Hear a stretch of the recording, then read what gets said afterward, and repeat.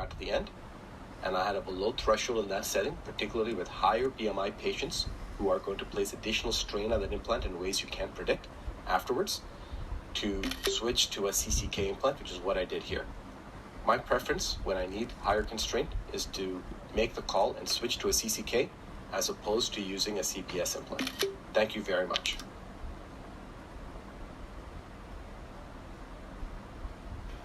Bhishma, thank you very much for this hard and difficult topic, because it's a raw topic, but if it happens, it always has severe consequences.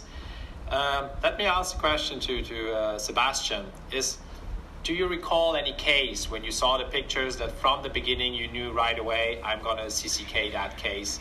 Are you always trying to have a lower constraint first and the CCK be my plan B? I think it's difficult to predict. Sometimes I think in a lot of cases where you think you're going to use a higher constraint, after you trial with the standard PS, you're able to balance the T very well.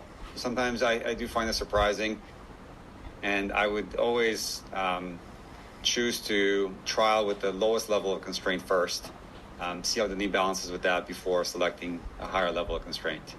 There are some limitations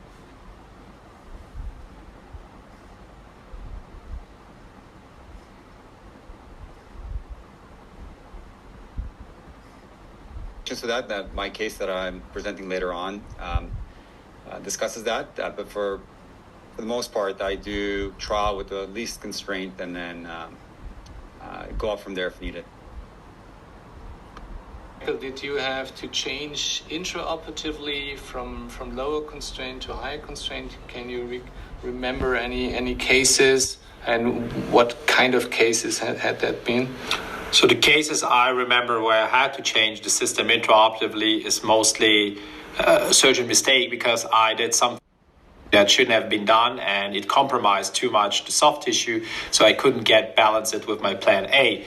But I can't recall a case from the get-go where I said, okay, from pictures, what I see, it's going to be necessary.